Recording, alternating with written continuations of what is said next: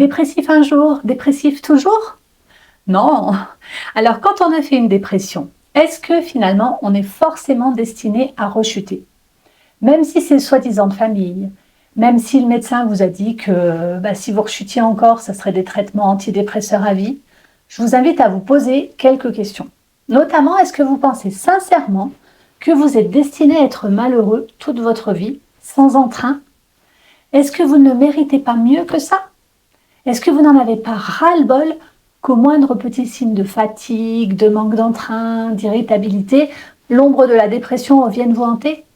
Est-ce que vous n'en avez pas marre d'avoir cette peur bleue de rechuter sans arrêt? Comment est-ce que vous supportez de déployer encore autant d'énergie pour finalement cacher et ne pas montrer à votre entourage que vous ne vous sentez pas bien? Je vous assure, la vie est bien plus belle, bien plus légère, bien plus fluide quand on n'a plus peur de retomber en dépression. Et vous le méritez. Si vous êtes en train de regarder cette vidéo, c'est qu'au fond vous y croyez. Vous croyez qu'une vie plus chouette vous attend. Vous croyez que vous avez le droit de juste vous sentir bien. Et je vous félicite vraiment de vous accorder ce moment rien que pour vous. Bravo, vraiment bravo. C'est le premier pas pour éloigner à tout jamais l'ombre de la dépression. Donc aujourd'hui, je vous propose 10 points incontournables à comprendre. Et pour vous proposer ces 10 points essentiels, j'ai réuni le meilleur de tout ce que j'ai appris au cours de mes 25 ans de carrière dans la pharmacie et dans l'industrie pharmaceutique. Mais pas seulement, puisque je vous livre aussi le fruit de toutes les formations et de tous les meilleurs livres sur la santé mentale auxquels j'ai eu accès. Mais aussi ce que j'ai pu comprendre moi à travers ma propre expérience personnelle. Donc je vous invite à prendre un papier, un crayon, une tisane et à noter tout ce qui vous parle. N'hésitez pas à mettre la vidéo en pause pour, au-delà des conseils que je vais vous donner, noter vos pensées, réflexions, découvertes sur vous-même. Notez même ce qui peut éventuellement vous agacer, car quand on réagit fortement, en fait, c'est jamais anodin. Donc c'est parti. Le premier point sur 10, incontournable à comprendre, est que si vous ne changez rien dans votre vie, rien ne changera. J'aime beaucoup en fait le concept de responsabilité. Prendre la responsabilité de votre guérison véritable, c'est pas en fait du tout se sentir coupable ou faible, mais au contraire vraiment reprendre le pouvoir sur votre destin en acceptant qu'il y a des événements de votre passé que vous ne pourrez jamais changer, mais à l'inverse, que là dans le présent maintenant, vous avez beaucoup de latitude pour modifier et faire évoluer ce qui ne vous convient plus. Donc prendre ces responsabilités, ça veut dire arrêter d'attendre que la solution vienne de l'extérieur, arrêtez de vous dire que ça ira mieux quand vous aurez un autre travail ou quand vous serez à la retraite ou quand vous peserez, 3 kilos de moins ou quand un nouveau médicament plus efficace sera découvert. Alors vous allez peut-être me dire, oui, mais enfin bon, Maud, c'est pas facile de changer les choses. Entièrement d'accord avec vous, je sais bien, c'est pas facile du tout, mais c'est possible. C'est possible et c'est sur ce chemin que je veux vous accompagner. Donc très souvent, quand on pense vouloir changer, mais qu'on n'y arrive pas, écoutez bien parce que là c'est le moment où je vais sûrement vous agacer, mais c'est qu'on en retire des bénéfices secondaires. Alors, même s'il s'agit d'une maladie, ça ne veut pas du tout dire que vous avez fait exprès de tomber malade, bien qu'on soit bien d'accord, mais être déprimé et fatigué en permanence nous permet d'attirer à nous du soutien, de la compassion de la part de notre entourage. Les gens sont plus conciliants, ils n'en attendent pas trop de nous finalement. Et peut-être qu'inconsciemment, ça vous va bien. Alors je sais, c'est dur à réaliser, mais si vous êtes vraiment honnête avec vous-même et que vous réfléchissez, vous allez déjà comprendre en fait finalement ce que la dépression vous apporte pour pouvoir ensuite le dépasser. Donc pour reprendre le même exemple, est-ce que vous pensez que si vous êtes bien dans votre peau, vos proches vous aimeront moins? L'autre question que vous pouvez vous poser, c'est justement, si vous allez bien, qu'est-ce que vous allez perdre? Je la répète, si vous allez bien, qu'est-ce que vous allez perdre? Pour le dire autrement, qu'est-ce que vous avez à perdre à aller bien? Alors ça fait bizarre à entendre, c'est pas très logique, mais je vous assure que commencer par se poser les bonnes questions, c'est ça qui va vous permettre ensuite d'avancer. Donc n'hésitez pas à mettre en pause pour prendre le temps de répondre à tout ça, accepter que le changement finalement c'est vraiment une opportunité qui peut vous aider à contrer le sentiment d'impuissance que vous pouvez ressentir en étant un petit peu limite. Ça peut vous donner vraiment le sentiment de reprendre le contrôle de votre vie. Deuxième point, essentiels à comprendre qui concernent l'origine de la dépression. Alors, il y a plusieurs théories. On pourrait parler de génétique. Est-ce que la dépression est familiale? Est-ce que ça vient réellement d'un gène dont on aurait hérité? Ou bien est-ce qu'il s'agit vraiment de neurotransmetteurs, ces petites substances chimiques que le cerveau produit qui ne sont pas en quantité suffisante? Alors, je laisse toutes ces approches à la médecine conventionnelle parce que ce que je veux partager avec vous aujourd'hui, c'est plus au niveau de la symbolique de la dépression. Pourquoi telle personne va tomber en dépression à telle période de sa vie? Et écoutez bien, si je vous dis dépression, on entend dépression. Ça veut dire enlever la pression. Donc on peut dire en fait qu'il s'agit d'une période pendant laquelle le corps et l'esprit vont se replier sur eux-mêmes en étant incapables de faire même le minimum du quotidien. Se lever est déjà complètement une épreuve. Et finalement, la dépression peut signifier que c'est une phase de repli sur soi pour faire baisser la pression. Réduire la pression excessive qu'une personne ressent.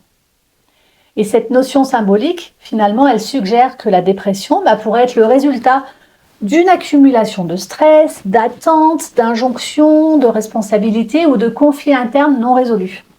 Donc, lorsque la personne est submergée par toutes ces pressions, elle peut se retrouver finalement dans une sensation d'épuisement émotionnel et physique. Donc, l'organisme, qu'est-ce qu'il fait en se mettant en dépression? Finalement, c'est une tentative de protéger la personne en ralentissant le rythme, en limitant les activités extérieures et en forçant la personne à se retirer et à se concentrer sur elle-même. Donc cette pause forcée, ça peut être vraiment la possibilité de réfléchir et de guérir et de se rétablir, de retrouver un équilibre.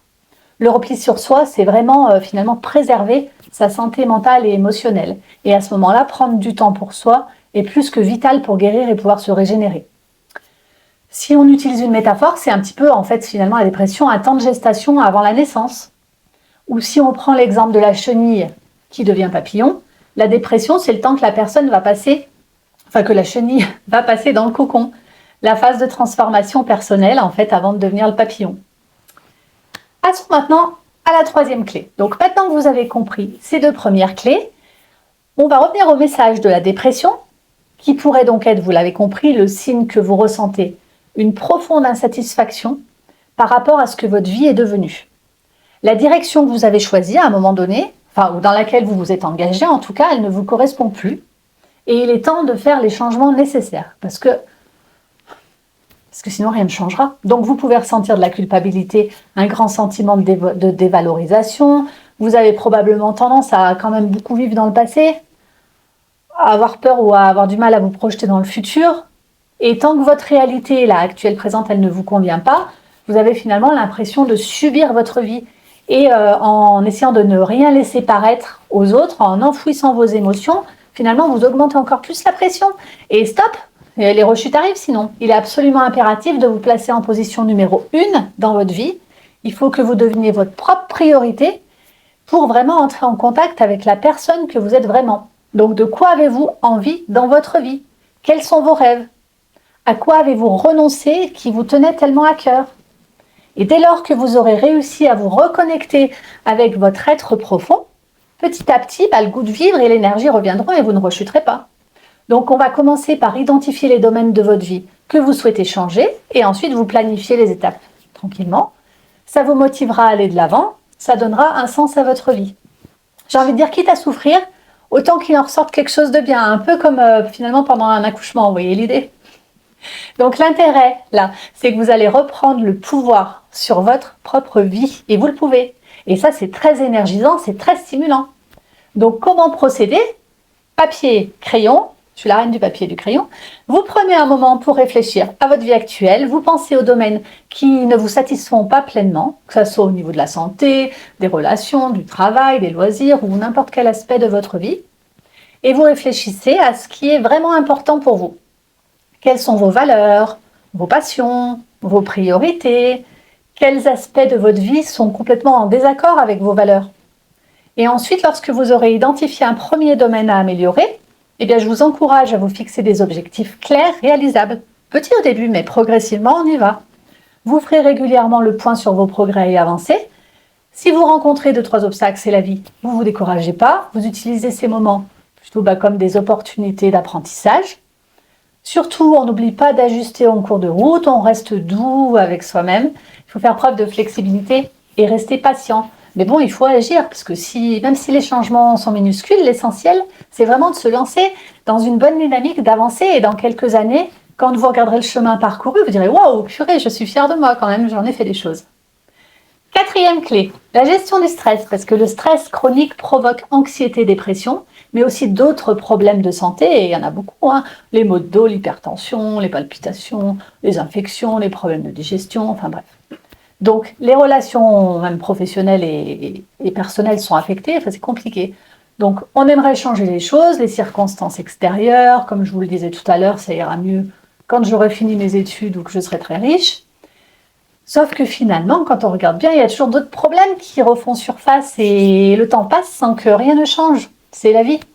Mais cette façon finalement de gérer le stress, de ne pas le gérer plutôt, n'est pas la bonne. Alors, il n'y a pas de médicament miraculeux pour gérer le stress. Je vais vous présenter plusieurs façons de faire. Je commence par ma méthode préférée, mais ma préférée de loin, la cohérence cardiaque. Alors, c'est pas du tout de la relaxation, c'est une technique particulière de respiration qui permet en fait vraiment de pénétrer le cerveau émotionnel et en quelque sorte de le pirater, de le hacker en fait. Donc par ces techniques de respiration, vous allez pouvoir activer le système nerveux parasympathique. C'est un peu une pédale de frein en fait.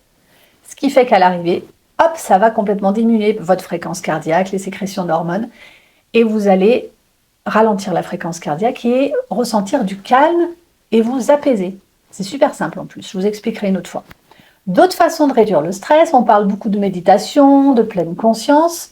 L'idée, c'est d'apaiser le flot de ses pensées et d'arriver à mettre le cerveau en mode pause de temps en temps pendant 10 minutes pour vous soulager. Donc pour ceux qui ne se voient pas rester assis sur un pouf en tailleur en attendant que ça passe, vous pouvez aussi méditer en marchant. Pour ça, c'est simple, hein, vous marchez n'importe où, alors de préférence dans la nature, mais dans votre couloir ou dans votre salon, ça peut aussi faire l'affaire. Vous faites des allers-retours. Et pour arrêter de penser à tous vos soucis et à toute la liste des choses à faire, de toute façon, je vous rassure, votre liste de choses à faire et vos soucis, ils vont vous attendre. Hein. Dans 10 minutes, ils seront toujours là. Donc, vous vous consacrez 10 minutes juste à marcher.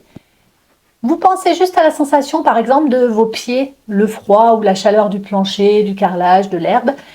Et juste, vous pensez qu'à ça, qu'à la sensation sous vos pieds. Ça vous permettra de calmer votre cerveau.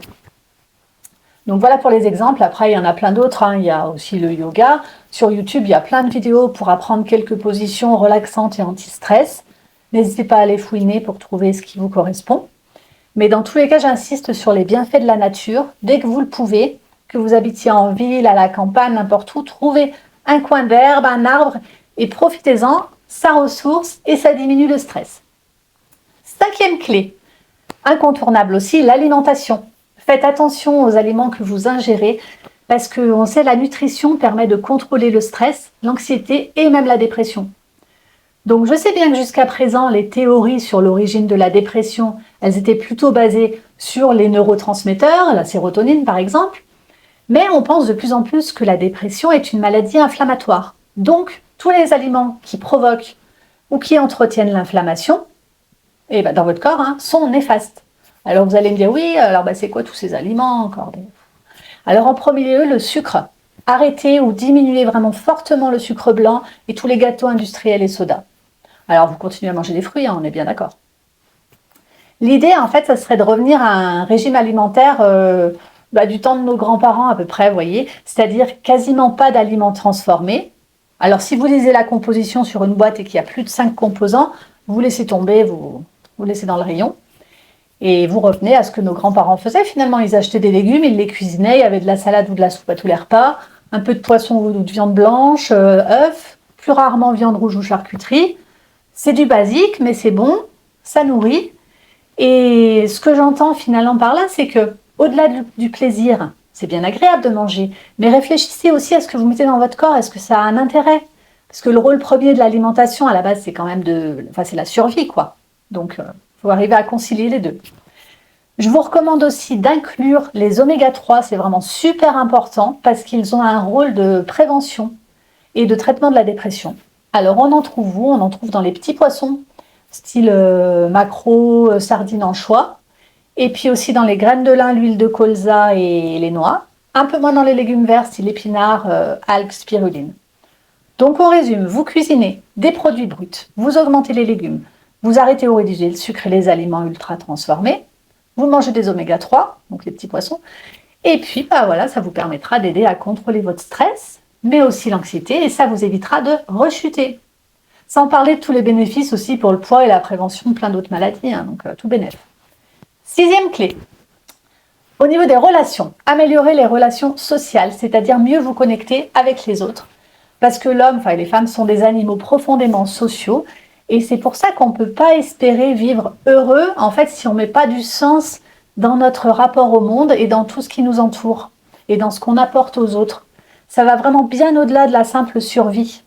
Mais c'est vrai que depuis quelques années, les valeurs d'indépendance, d'autonomie, de liberté, en fait, sont vraiment à la mode et entraînent par la même occasion une vague d'isolement, de souffrance, de perte de sens qui pourrait expliquer l'augmentation de l'incidence de la dépression dans nos sociétés.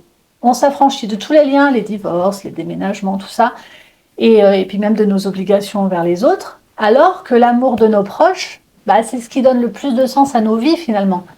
Et c'est important aussi de ne pas s'arrêter qu'à sa famille, mais être intégré à la société, avoir un rôle à jouer, nous aide à nous libérer de l'anxiété, de la dépression et évite les rechutes. D'ailleurs, les études menées sur les gens heureux le confirment, ce sont toujours des personnes qui ont des relations affectives stables et qui sont impliquées dans la vie de leur communauté. Et en plus, elles sont en meilleure santé et elles vivent plus longtemps. Donc, entretenir des relations authentiques en partageant vos expériences et vos émotions peut particulièrement être bénéfique pour plusieurs raisons. Ça vous permet donc de réduire l'isolement et le sentiment de solitude que vous ressentez peut-être. Et c'est vrai que les relations authentiques vous offrent aussi un soutien émotionnel vraiment précieux. Sans compter le fait que les amis et la famille en fait, peuvent vous offrir une autre perspective sur votre situation. Ça, on est plus fort à plusieurs. Ils peuvent vous apporter des conseils, des idées, des solutions à tout un tas de problèmes. Donc, n'hésitez pas aussi à participer à des activités artistiques ou sportives en groupe à l'extérieur. Vous rencontrerez d'autres personnes. Ça vous fera du bien. 7e clé, incontournable, tenir un journal ou un carnet pour plusieurs raisons. Je reviens à mes papiers crayons. Alors, je sais que certains d'entre vous ont pris l'habitude d'écrire régulièrement, mais que certains autres, en m'écoutant, verront arriver ce conseil avec un petit sourire moqueur, style quoi? Un journal intime avec des cœurs dessus et un cadenas comme quand j'avais 9 ans? Oui, je vous assure que ça fonctionne d'écrire. Mais alors, je ne vous demande pas de me croire sur parole, je vous demande juste d'essayer, et puis quelques temps, et puis ensuite, si vous voulez continuer, vous continuerez, si vous ne voulez plus, vous arrêtez. Donc, offrez-vous d'abord un magnifique carnet, et chaque jour, vous pouvez noter, par exemple, vos pensées principales, vos émotions, comment vous vous êtes senti, de quoi vous êtes fier, ce que vous avez aimé dans votre journée, ce que vous aimeriez faire, des idées, des projets, des rêves. En fait, ce carnet doit servir à faire sortir toutes vos émotions. Il ne faut plus que vous gardiez tout ce que vous ressentez enfermé à l'intérieur de vous à double tour. Terminé. On ne laisse plus la tristesse, la frustration, la confusion, la culpabilité enfermées en soi. Écrire, c'est en fait une sorte de libération émotionnelle, et en déchargeant toutes ces émotions, vous vous sentirez bien plus léger. Et en plus, vous pourrez vous exprimer librement, en toute sécurité, sans crainte d'être jugé. Quoi de mieux?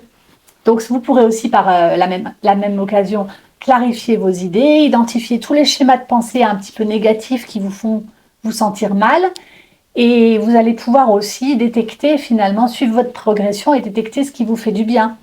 Parce qu'en notant régulièrement comment vous vous sentez, tous vos changements d'humeur, les déclencheurs potentiels, ce qui vous fait sentir mal, ce qui se reproduit sans cesse, mais les moments qui vous soulagent, c'est plus facile de les repérer par écrit comme ça, et puis on aura tendance à favoriser finalement ce qui nous fait du bien.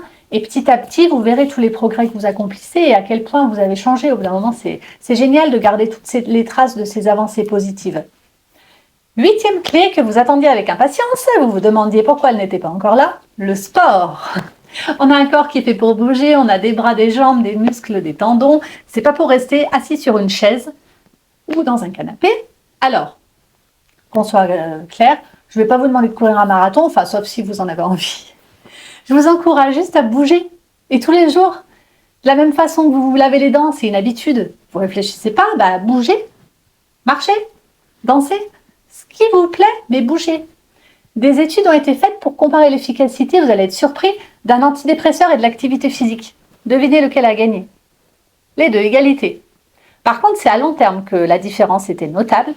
Les personnes qui pratiquaient une activité physique, à 1 an, ne rechutaient quasiment pas. 92% allaient très bien, alors que les 2 tiers, donc 66% à peu près, avaient rechuté avec le médicament. Donc c'est assez parlant, quoi. Il suffit de bouger. Enfin, il suffit, je sais que c'est pas évident parfois d'intégrer l'exercice physique à son quotidien. Bon, il n'est pas nécessaire d'en faire beaucoup, l'important c'est d'être régulier. 20 minutes, 3 fois par semaine. La durée a de l'importance, donc 20 minutes, mais après l'intensité, pas besoin non plus de devenir dingue, hein. Il faut pouvoir continuer à parler, mais pas chanter. Vous voyez l'intensité. Et si vous avez vraiment du mal, essayez les sports collectifs, ça motive. Ou un sport ludique, quelque chose qui vous amuse, que ce soit danser ou des raquettes ou j'en sais rien. 9e clé, et c'est l'avant-dernière, ça y est déjà, qui est incontournable, apprendre à se connaître.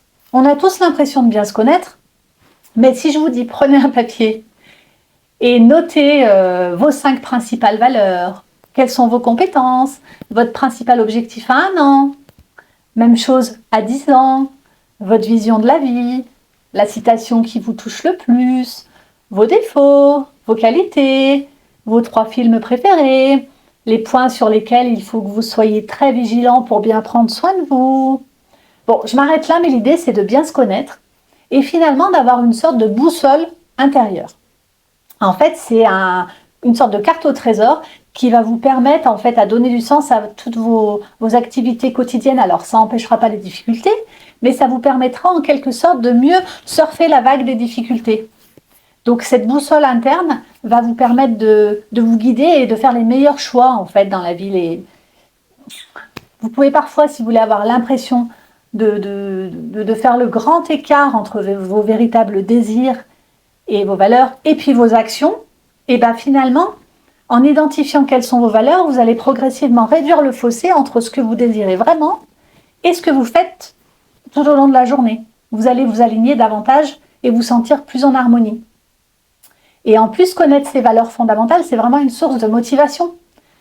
Parce que comprendre ce qui est important pour vous va forcément stimuler votre motivation parce que vous allez aller vers des activités positives qui correspondent à vos valeurs. Donc vos objectifs et la satisfaction seront meilleurs. Ça fera diminuer la perte d'intérêt et de plaisir.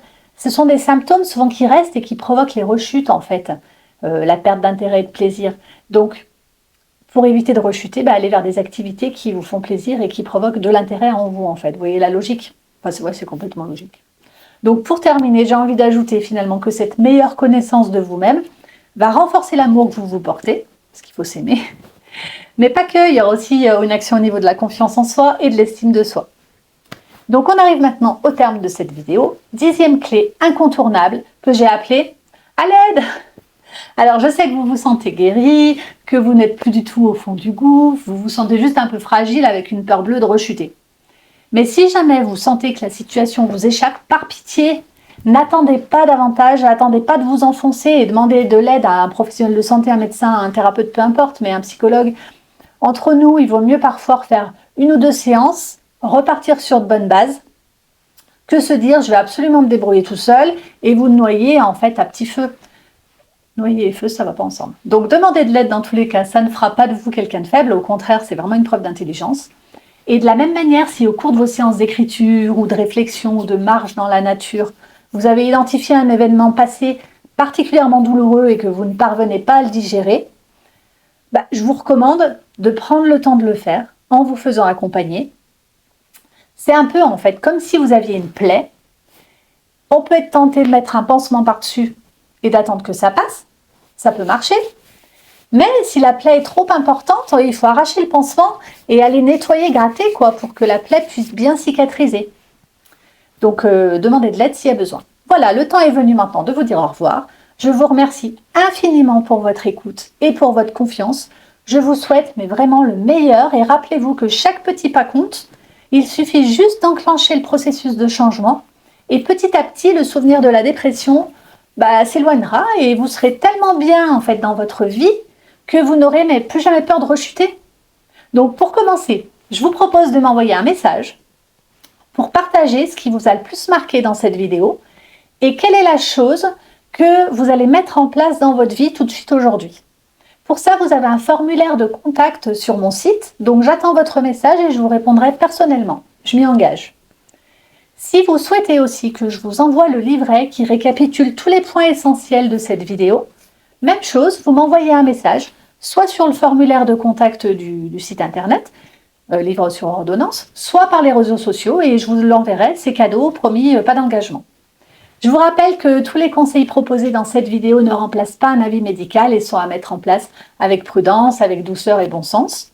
Soyez à l'écoute de vos ressentis. N'hésitez pas à les mettre en place en collaboration avec un thérapeute, un professionnel de santé.